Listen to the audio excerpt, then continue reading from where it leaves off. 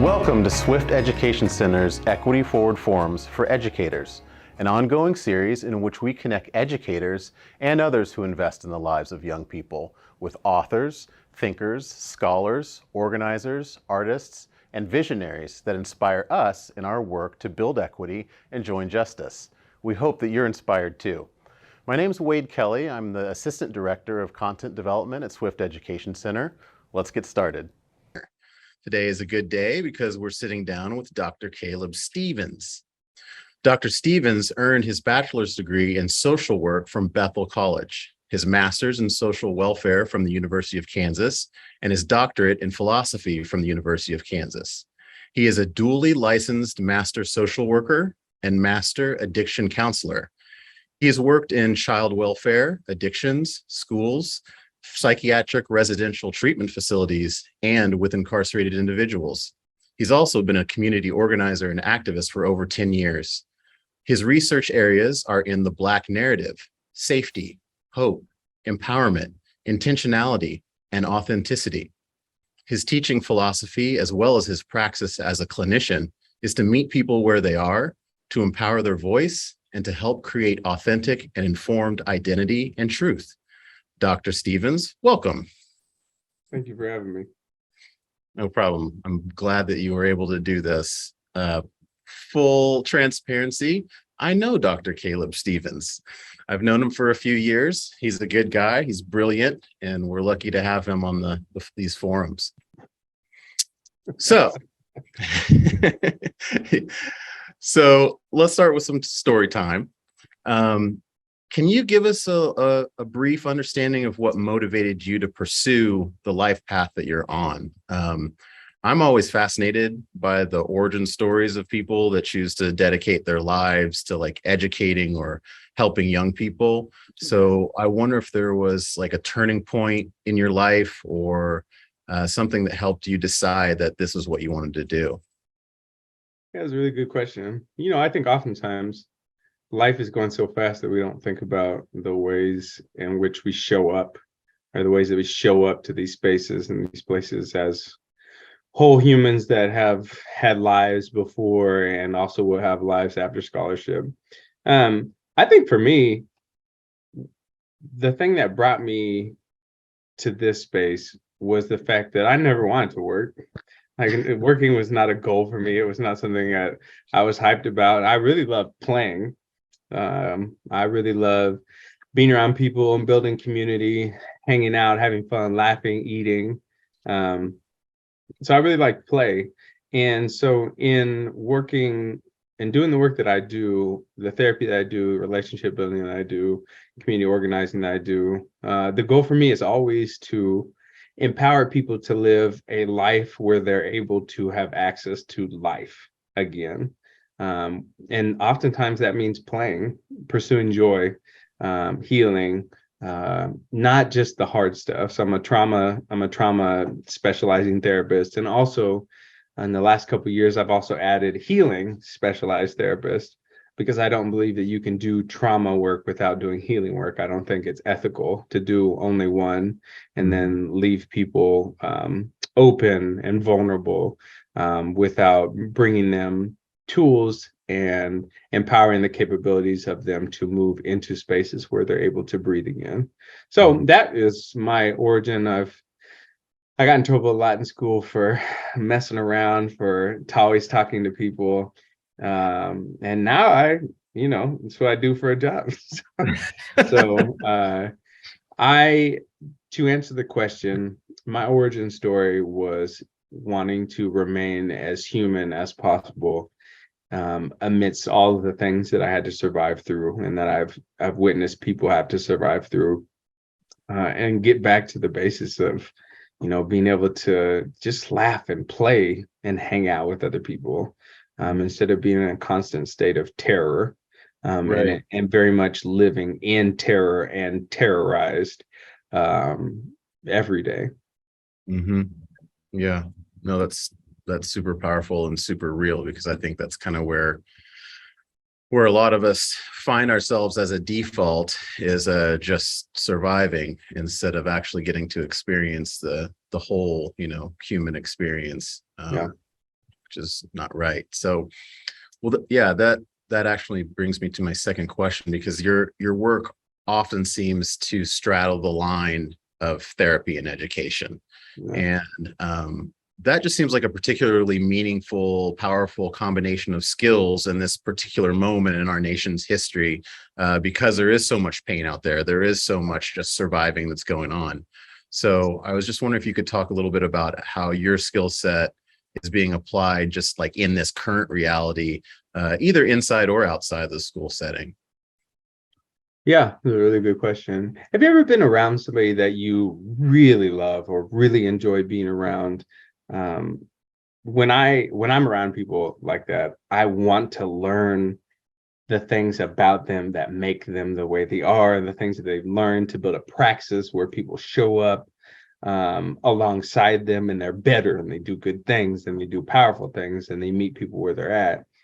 Um, you know, I think the work that I do, I specialize, well, it seems every day, I specialize in working more and more with people with ADHD because I have ADHD. And so even though that doesn't necessarily make you a specialist, the reality of the way that people are perceived with mental illness, especially ADD combined type or inattentive or hyperactivity, um, is a particular kind of trauma. And so working with people whose brains and hearts work faster than society allows them to be recognized or validated or affirmed or seen, is something I do. And that works especially and particularly in school or educational settings.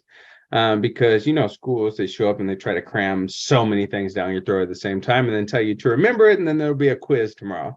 And then you panic and forget everything, and then you stress, you don't sleep, you don't eat, you don't drink, like you're out here stressing, trying to utilize all the coping skills that you have access to or that you saw on the interwebs.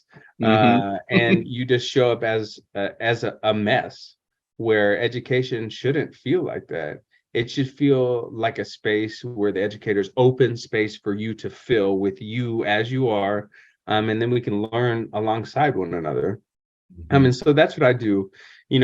The things that have been the most powerful for me that I have been a part of is creating spaces where people can exist in their fullness and their wholeness, right? Cool words, Caleb, what does that mean? Where people can exist and ask questions, where they don't have to feel like ridiculous because they don't understand a word or a phrase, or why their brain's doing this, or why they're not able to, or things like executive dysfunction or being overstimulated or things like that. And so just holding space where I can be like, hey, I make this space, I make this time, take your time, let's talk about it, and slowing things down so that people can breathe. Mm-hmm. Oftentimes, when we are listening to answer questions, we are not really listening. We're just listening to respond. And that also increases anxiety exponentially.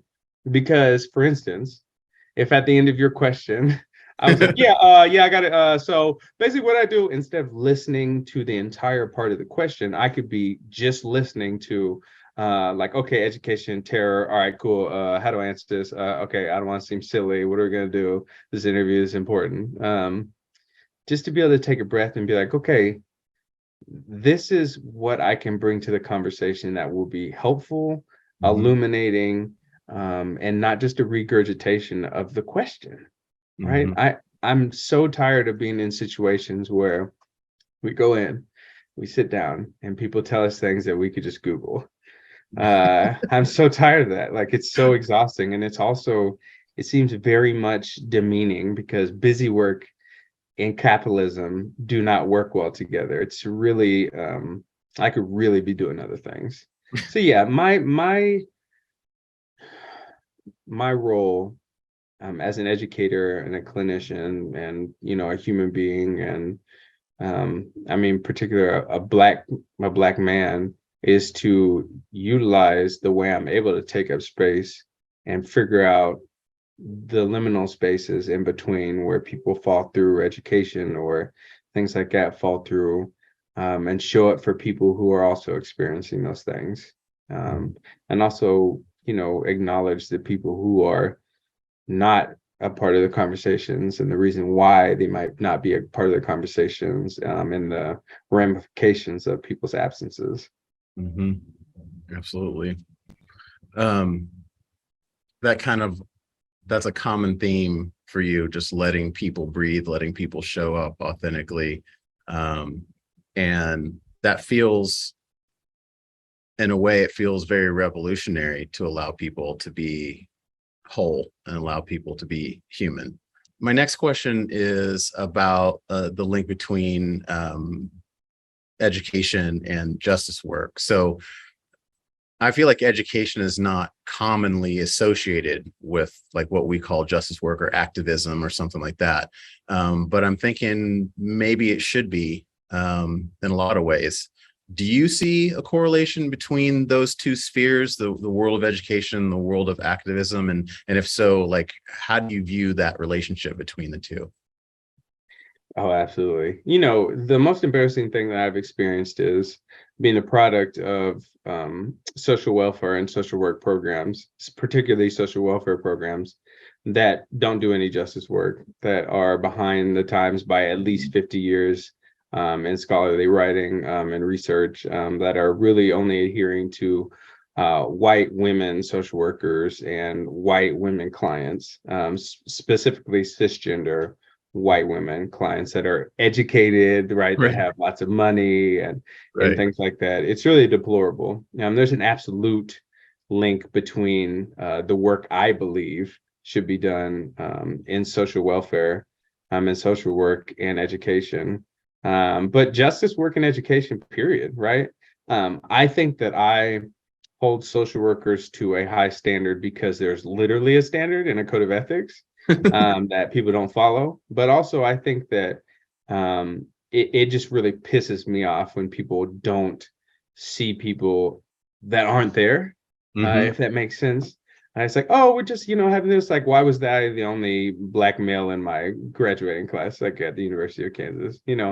Right. Or, why in my satellite program or my advanced standing program was I the only black male? Right? Hmm. Like, what is that?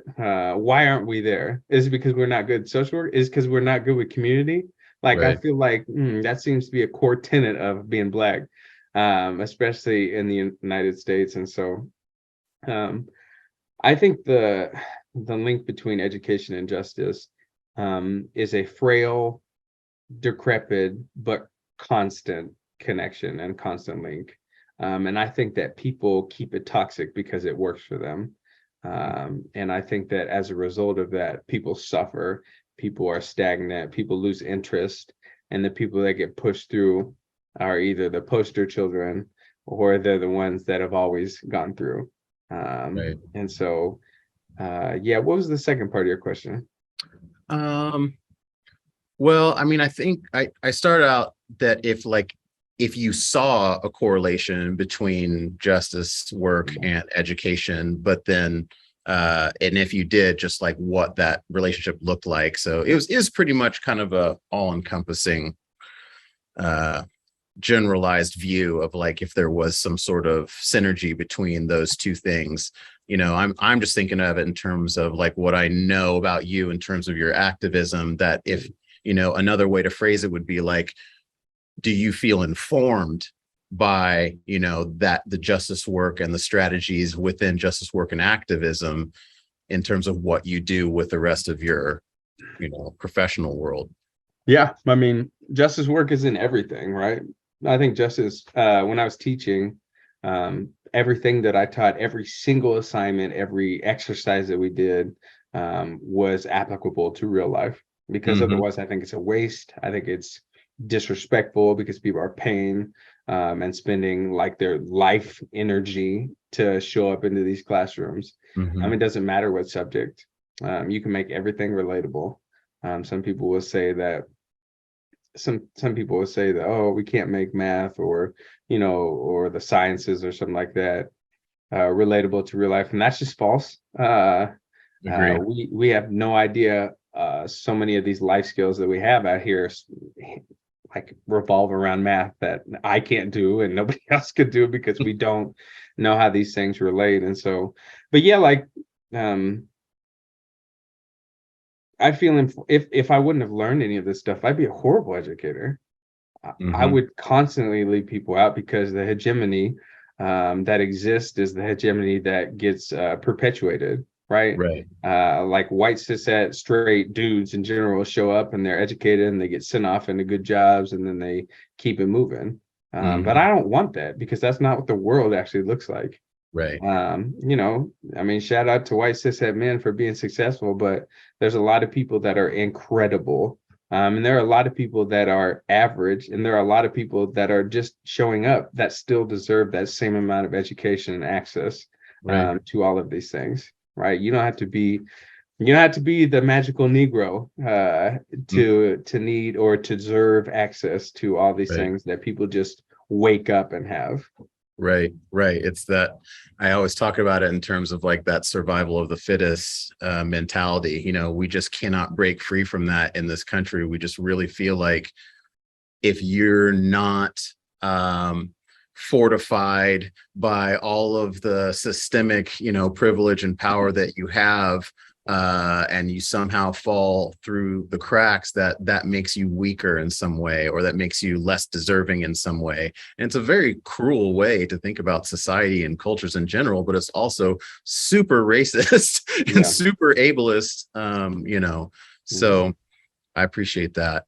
Yeah. Um, so there's an increased demand in school districts all over the country to try to prioritize embedding social emotional learning and trauma informed practices into education, and that's for the benefit of both students and educators for their Right. well-being. Why would you say that those principles are so important? I mean, you can't show up to a place if you're traumatized. You can't show up to a place and learn if you're triggered. Like you can't show up. No learning happens when you're going through it, when you're in fight or flight or feign or freeze. Like that's just not what happens. And so we're expecting perfect behavior from a lot of children or just people in general that are doing their very best simply to show up to school. In trauma systems therapy, we talk about looking for the cat hair, like the little pieces that are sprinkled in and around that are similar in both settings. And so much of the things that we see as misbehavior and things like that are needs that people have unfulfilled. And so, for students, it's easy for us, because teachers have 400 students in a class. I mean, obviously not 400, but there's so many people in a class, Yeah. and they're responsible to make sure everybody is doing the exact same thing and the exact same work, whatever. But it doesn't leave room for individuality. It doesn't leave space for people to be different learners, right? Visual or, physical or, audio learners or whatever. So yeah, I mean, I think it's silly that it's not a staple because we're supposed to be meeting children where they're at and inviting them into an educational setting that is safe. But frankly, there's so many things about schools that are not safe. That the reality is that we don't really want kids to be safe. We don't care. We want them to get through it so that we can do our work, so that we can make money, so that they can eventually come out and make money too. Right, right. There's the capitalism Yeah. intersect again. Well, I think this sounds and feels like a good segue because some of the things you're saying are reminding me of some of the points that we hit on our 10-point paradigm. At Swift, we've developed what we call a 10-point paradigm, which is just a framework basically to try to center equity and justice in all the layers of the work that we do in education here at the center. I shared that paradigm with you previously, and I was just wondering if there are any points on the paradigm that particularly resonate with you, and why. I think that what you've created is a system. And I think that the way the system you've created works is that there's no one that's more important than all of them. Hmm. And I think that that's effective leadership and effective work. I mean, justice is important, honoring people's individuality is important, safety is important, like diversity, all this stuff is important. But individually, we see how people rip those things apart and then like will create a diversity or like something. And there's just little pieces that people are throwing around. Right. I think that the things that make this work is because they all work together. As you go through the list, each one that you read is like, oh yeah, and then the next one's like, oh yeah, and it's like, well, yeah, obviously, and then it keeps going and going and going. There's none that I'm like, why is it there? Because as a scholar, and also as somebody who has ADHD, I don't like reading extra stuff. I don't like reading things that don't matter. I think it's ridiculous and it makes me mad. And I don't have a very long attention span to things that aren't stimulating. But this is stimulating.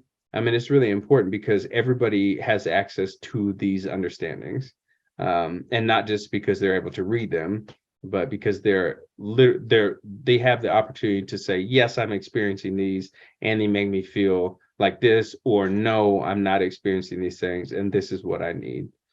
So it leaves, these paradigms leave space for people to say, these are the things I need. Nice. I appreciate that. Yeah. Well, that's all the time that we have for today, and I really appreciate your collaboration and you showing up in your wholeness and authenticity. And I hope that folks that watch this can really connect with you and your work and your message. So I really appreciate it. Thank you. Thanks so much for having me. Thank you for watching this Equity Forward Forum for Educators. Please follow Swift Education Center on social media and visit swiftschools.org for more information on who we are and what we do. Until next time, lead with love and center the kiddos.